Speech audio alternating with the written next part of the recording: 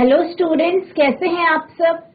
आशा करती हूँ आप अच्छे होंगे और अच्छे से अपनी पढ़ाई कर रहे होंगे।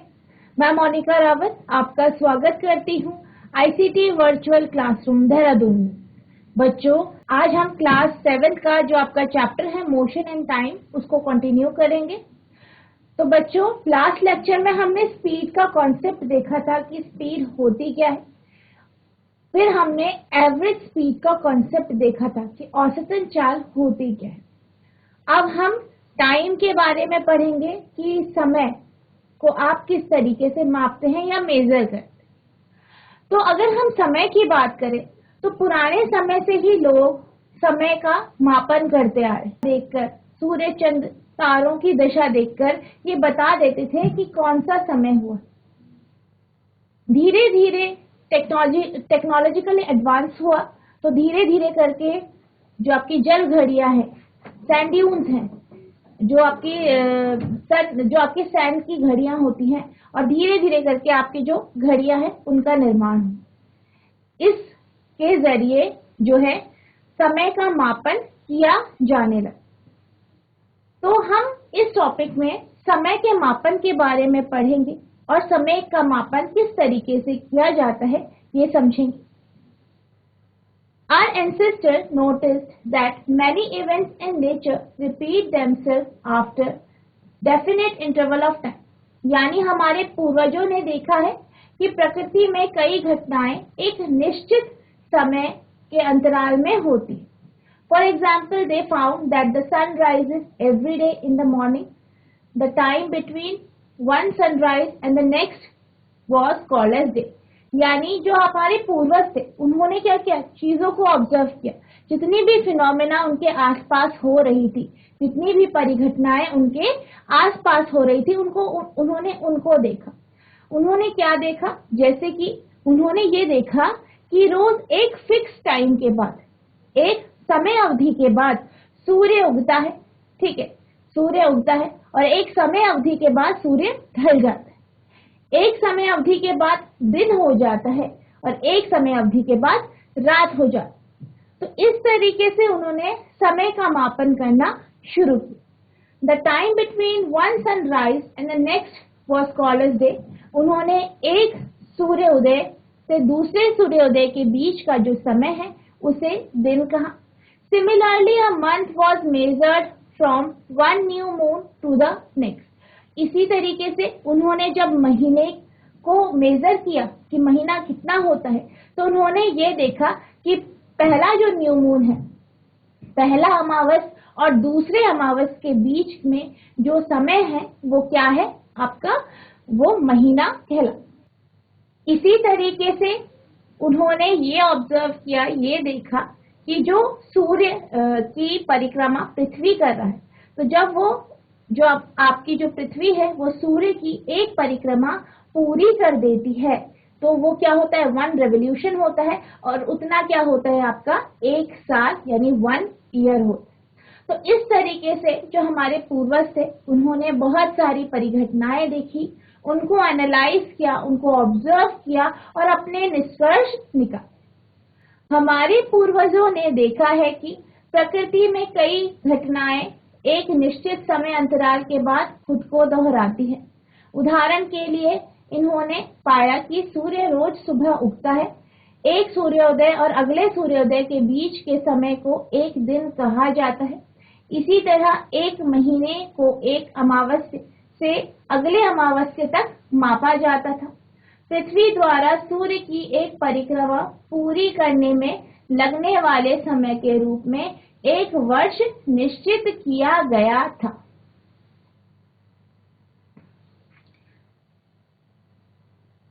अब इस तरीके से हमारे जो पूर्वज थे उन्होंने एक दिन मापा, एक साल मापा और एक महीना मापा। अब जो आपका दिन होता है, दिन से भी छोटी जो है यूनिट की छोटा जो इंटरवल है उसको उन्हें नापना था।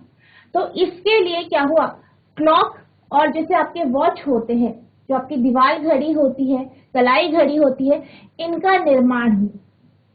जैसे कि आजकल हमारे पास डिजिटल वॉचेस भी हैं जिनके माध्यम से हम एक दिन के जो आपके समय होता है, टाइम जो होता है उसको हम मेजर कर सकते हैं या माप सकते हैं। Often we need to measure intervals of time which are much shorter than a day. यानी हमें ऐसे समय अंतरालों को भी नापना था जो कि एक दिन से कम थे। Clocks or watches are perhaps the most common time measuring devices. यानी क्लॉक और जो आपके वॉच होते हैं, जो आपकी कलाई घड़ी होती है, इन सब के माध्यम से हम इस छोटे समय अंतराल को माप सकते हैं।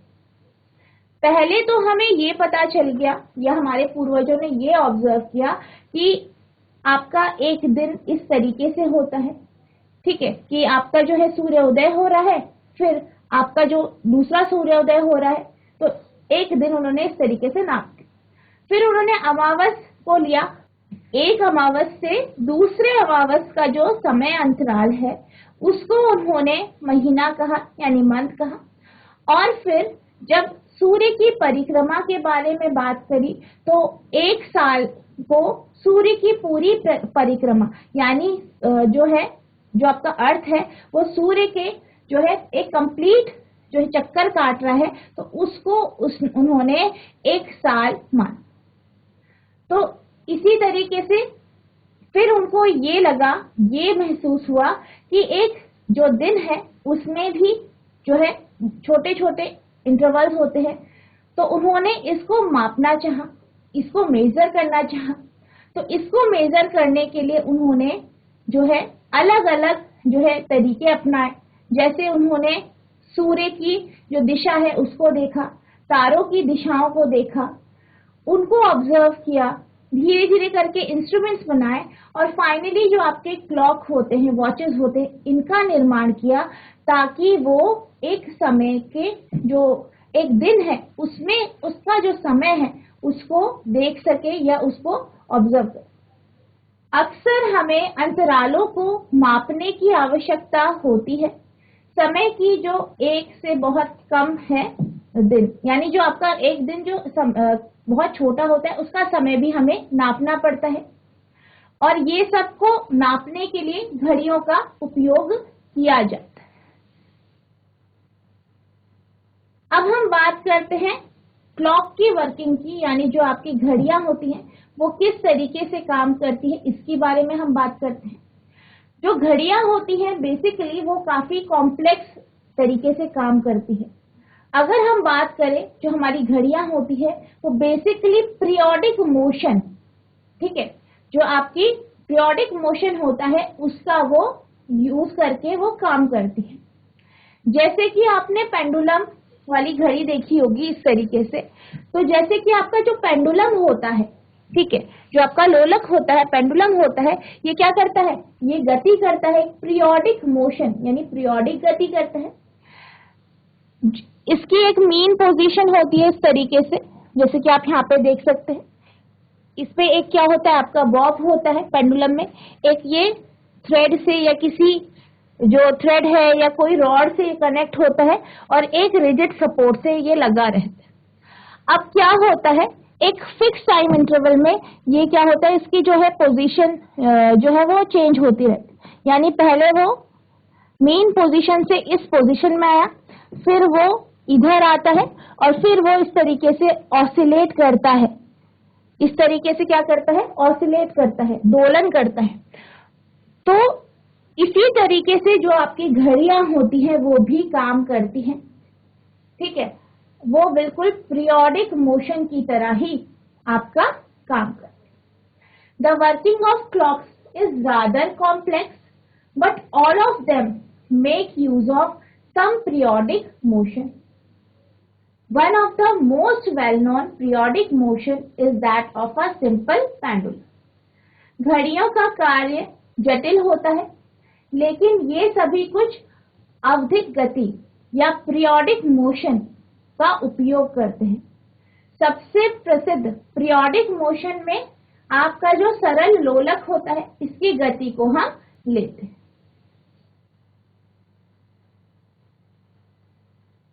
अब हम सिंपल पेंडुलम की बात करते हैं। जैसे कि मैं आपको अभी बता रही थी, जो सिंपल पेंडुलम होता है उसमें एक मेटल की बॉल होती है।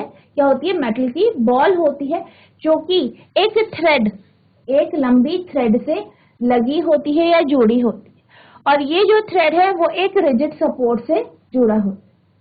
अब क्या होता है इस पोजीशन में, जैसे कि आप यहाँ पे ए पोजीशन देख रहे हैं, इसमें क्या होता है, ये जो पेंडुलम है वो मेन पोजीशन में होता है, रेस्ट पोजीशन में होता है, स्थायी अवस्था में होता है। अब क्या होता है, अब ये क्या होता है, इसको हम एक, जो ये पेंडुलम है ये अपनी मेन पोजीशन से एक्सट्रीम पोजीशन में चला गया, यानी जो बी पोजीशन है वहां पे गया, फिर ये वापस आता है मेन पोजीशन में ए पोजीशन पे, फिर ये अपनी एक्सट्रीम पोजीशन सी पे चल जाता है, फिर ये वापस आता है ए पे, फिर बी पे जाता है, फिर बी से फिर ए पे, फिर ए से फिर सी पे।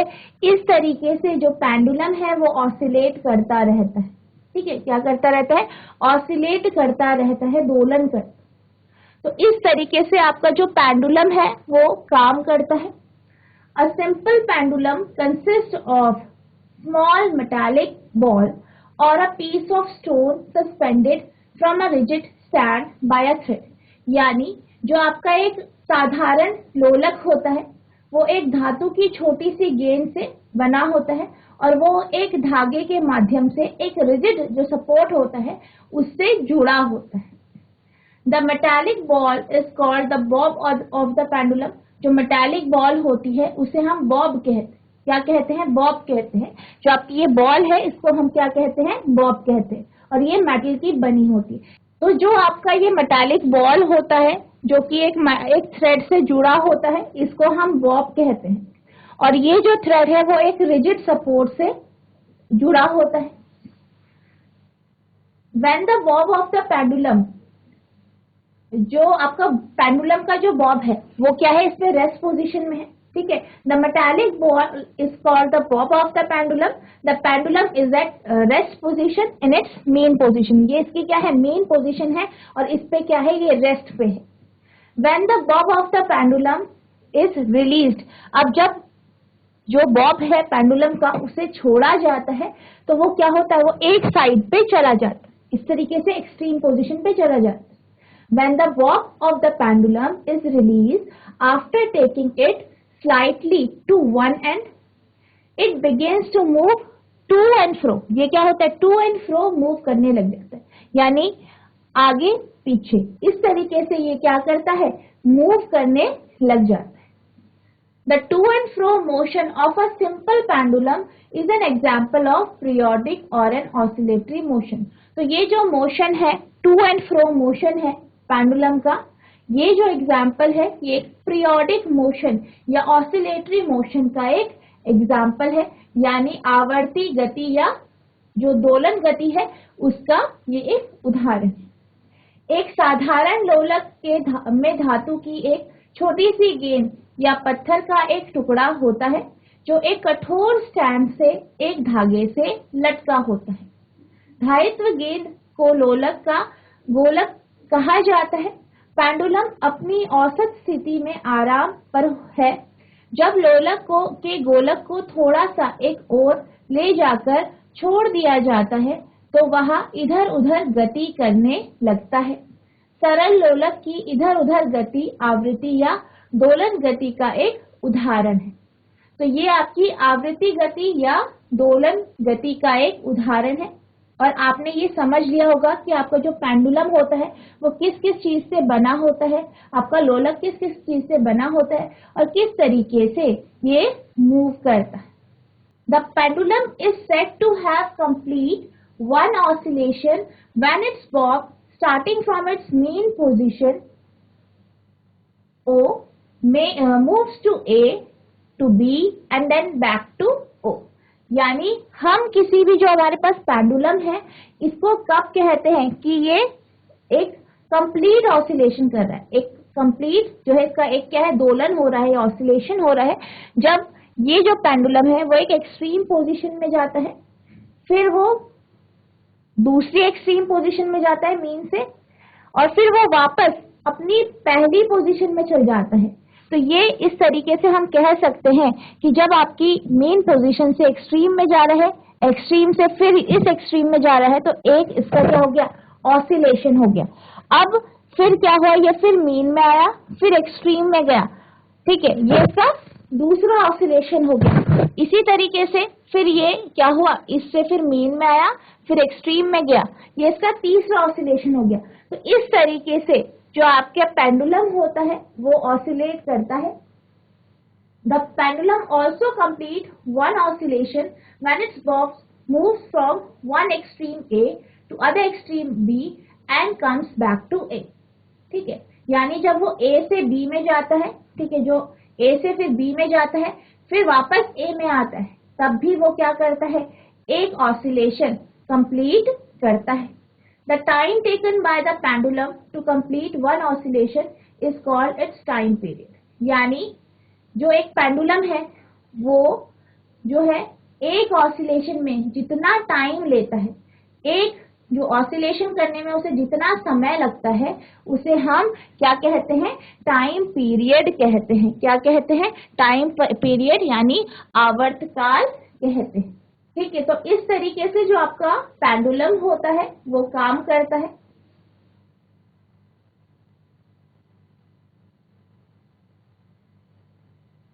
तो अब हम क्या कर रहे हैं, अब हम एक एक्टिविटी करते हैं। तो इस एक्टिविटी में आपको क्या करना है, आपके पास एक पेंडुलम है,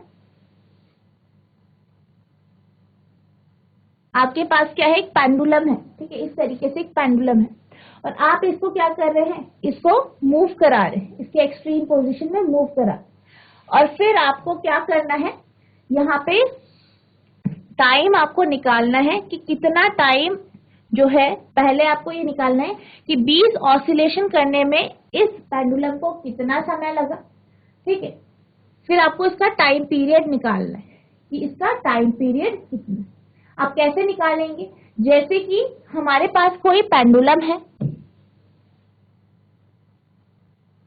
ये क्या कर रहा है, मोशन कर रहा है, मूव कर रहा है, इस तरीके से ये ए पोजीशन से बी पोजीशन में आया, या हम इसे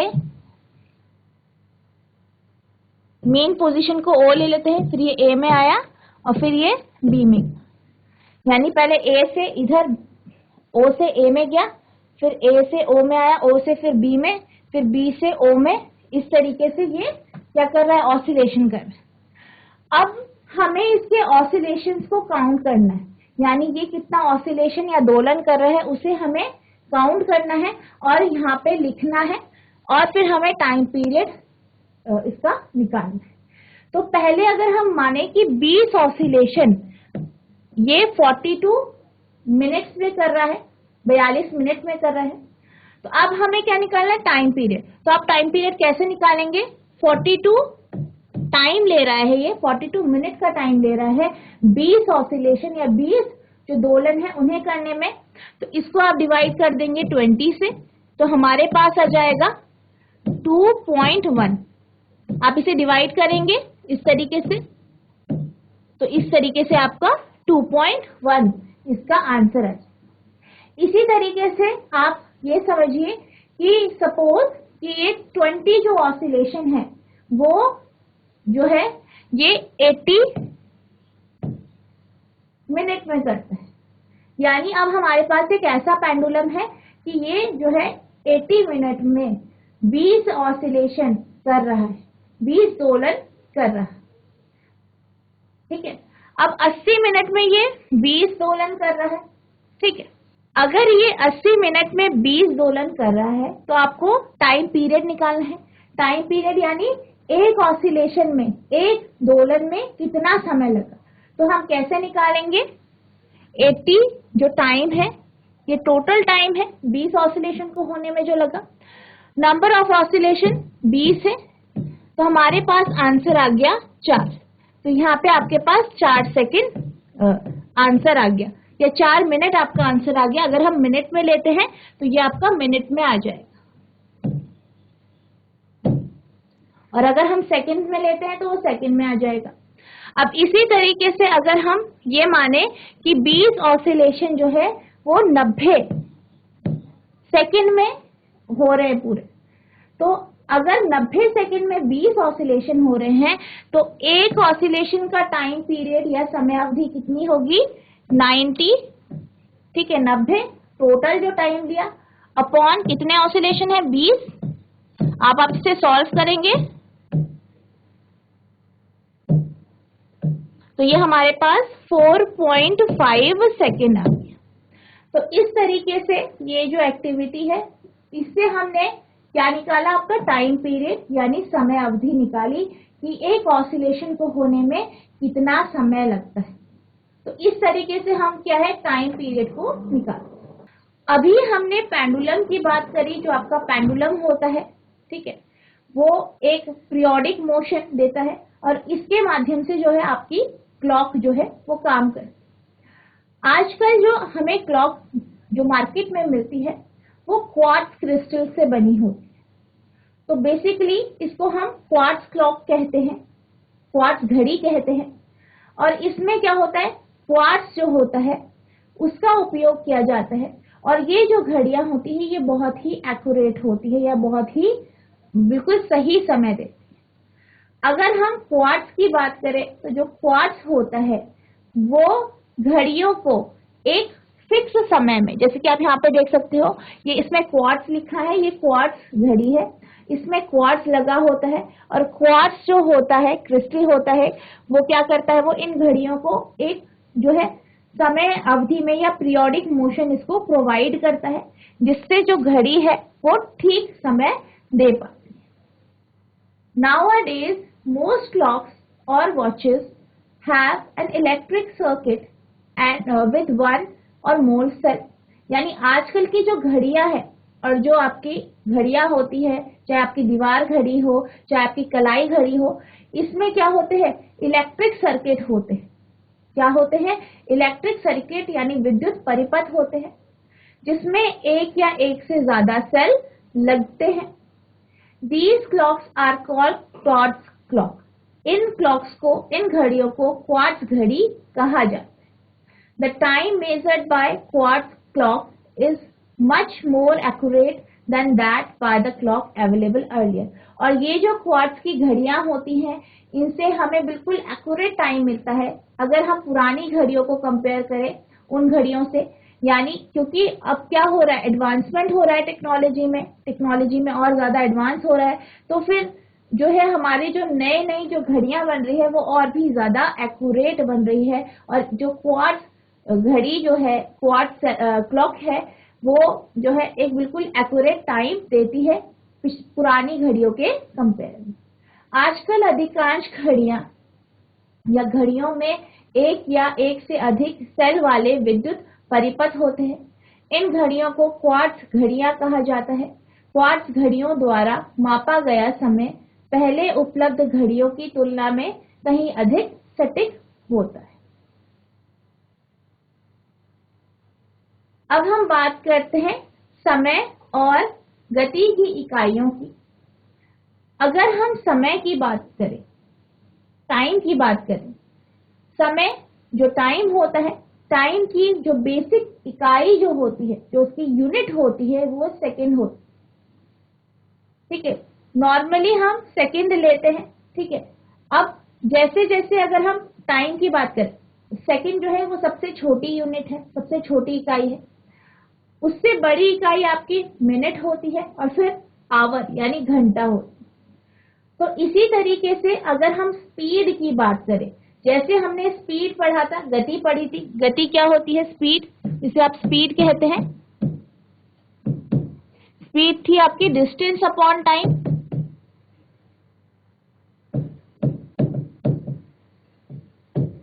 यानी जो गति है या चाल बराबर दूरी बटा समय।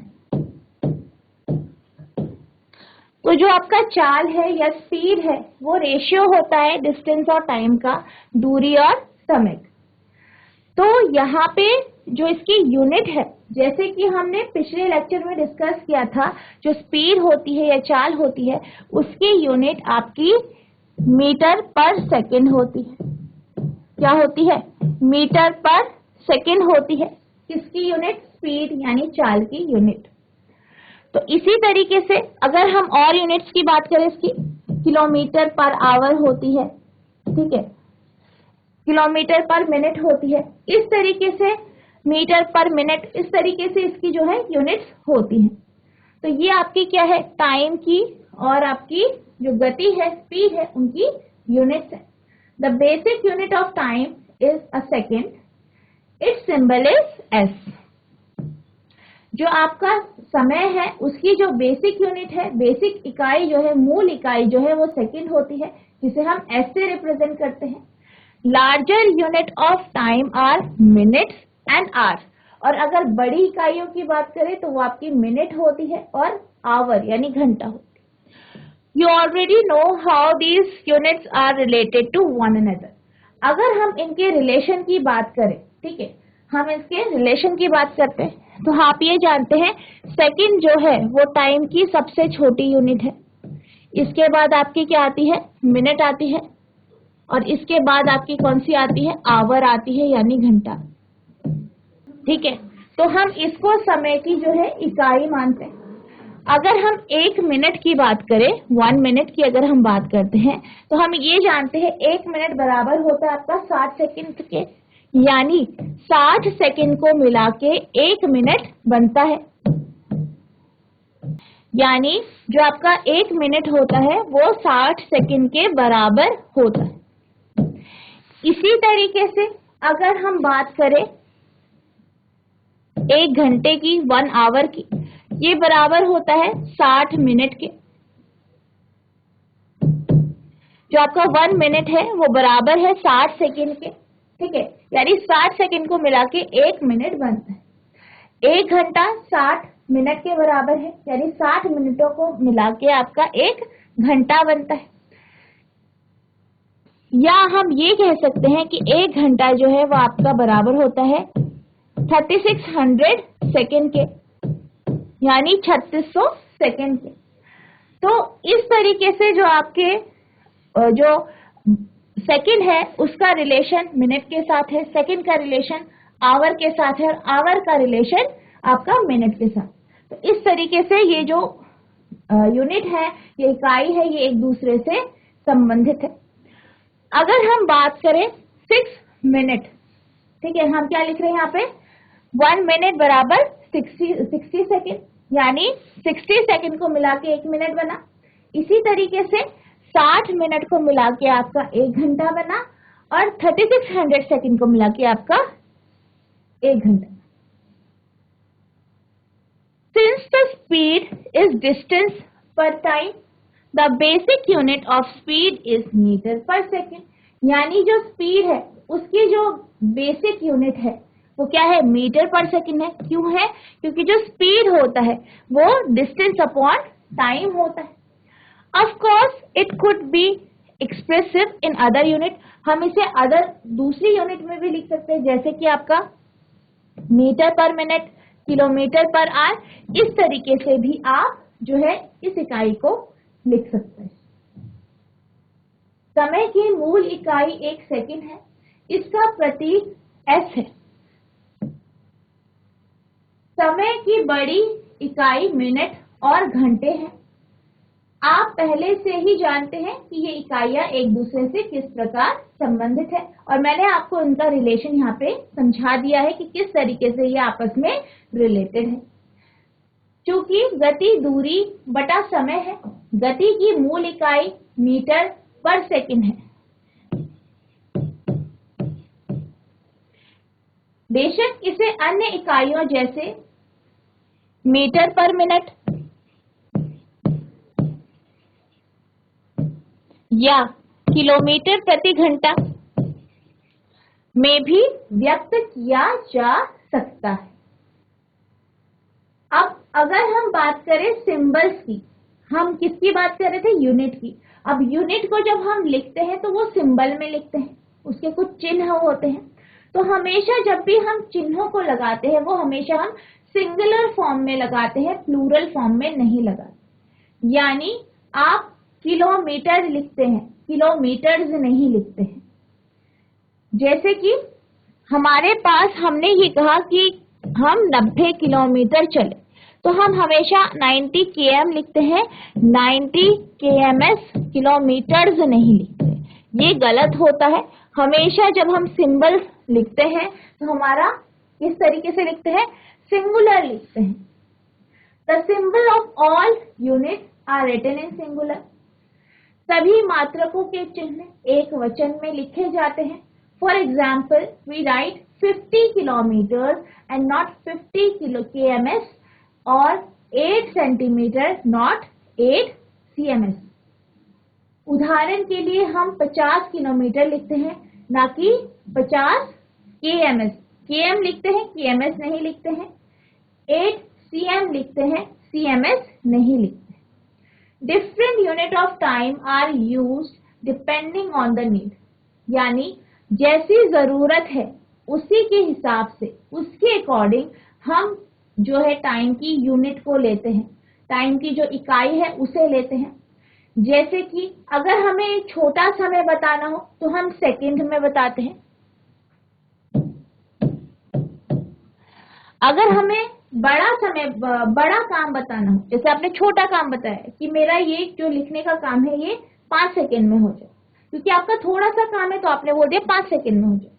इसी तरीके से जैसे कि आपका कोई चार्ट पेपर बनाना है आपको, ठीक है, आपको कोई चार्ट पेपर बनाना है, जो आपका स्कूल का प्रोजेक्ट है, तो आपको जब स्कूल का प्रोजेक्ट बनाना है तो आप जानते हैं आपको उसमें घंटों लग जाएंगे, कि बहुत टाइम लगेगा, कलर भी करना है, ड्रॉ भी करना है। तो आप क्या कहते हैं, मुझे इस प्रोजेक्ट को बनाने में 3 घंटे लग जाएंगे।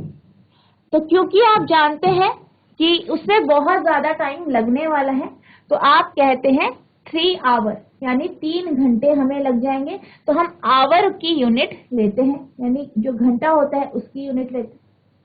अब जैसे आप खाना खाते हैं और आप जानते हैं आप खाना जो है कुछ मिनटों में खा सकते हैं, यानी आपको बहुत 1 घंटा नहीं लगेगा खाना खाने में, आपको कुछ मिनट लग जाएंगे, 20 मिनट 30 मिनट ऐसे लगेंगे। तो आप क्या कहते हैं कि मैं 20 मिनट में अपना नाश्ता कर लूंगा। तो क्योंकि आप जानते हैं कि आपको बहुत ज्यादा समय नहीं लगेगा और बहुत ज्यादा कम भी नहीं लगेगा, तो आपने इसमें मिनट यूनिट चुनी। अब आपको कहीं दूर जाना है, ठीक है, दूर जाना है, जैसे आपको जो है जैसे कि आप जिस जगह में हैं वहां से आपको कहीं जाना है, जैसे कि आपको किसी ऐसी जगह जाना है जो बहुत ज्यादा दूर है, ठीक है, बहुत बेहद दूर है। तो आप क्या कहते हैं कि मुझे, जैसे कि आपको यहाँ से मुंबई जाना है तो मुझे दिन लग जाएंगे, कितने, 2 दिन लग जाएंगे, 3 दिन लग जाएंगे। तो आप कैसे बताते हो, क्योंकि वो जगह क्या है, बहुत दूर है, आपको बहुत ज्यादा समय लगेगा, तो इसलिए आप डे ले रहे हो, दिन ले रहे हो, आप घंटे नहीं ले रहे हो। तो इस तरीके से जैसा हमारा काम होता है, जैसे हमारी कन्वीनियंस होती है, उसी के अकॉर्डिंग हम समय की इकाई का जो है निर्धारण करते हैं, समय की इकाई को चूज करते हैं। Different unit of time are used depending on the need, यानी समय की अलग अलग इकाइयों का जो है यूज किया जाता है, जैसे कि हमारी जरूरतें होती हैं। For example, it is convenient to express your age in years rather than in days और आवर। जैसे अगर हम किसी की उम्र की बात करें तो हम उम्र किसमें नापते हैं, सालों में नापते हैं, साल में नापते हैं, ईयर्स में नापते हैं, ना कि घंटों में या दिन। Similarly, it will not be wise to express in years the time taken by you to cover the distance between your home and school। इसी तरीके से अगर आप अपने घर से कहीं स्कूल जा रहे हैं, ठीक है, तो आप क्या करेंगे, आप उसे सालों में नहीं नापेंगे, क्योंकि इतना ज्यादा समय आपको नहीं लगता है, आपको कुछ घंटों का समय या कुछ मिनटों का समय लगता है। तो आप उसमें ही जो है इसको लिखेंगे कि मुझे 1 घंटा अपने स्कूल में जाने में लगता है, या 45 मिनट अपने स्कूल जाने में लगता है, या 20 मिनट अपने स्कूल जाने में लगता है। तो आप जो है कंडीशन के अकॉर्डिंग इसका निर्धारण करते हैं। तो बच्चों, आई होप आज हमने पढ़ा, जैसे कि हमने आज यूनिट्स के बारे में पढ़ा, पेंडुलम के बारे में पढ़ा और क्लॉक्स के बारे में पढ़ा, आपको ये सारे कॉन्सेप्ट अच्छे से समझ में आ गए होंगे, आपने इनको ध्यानपूर्वक सुना होगा। नेक्स्ट क्लास में हम इसके आगे के टॉपिक्स कंटिन्यू करेंगे। तो बच्चों आज के लिए बस इतना ही, मिलते हैं हम नेक्स्ट सेशन में। तब तक के लिए thank you and have a nice day.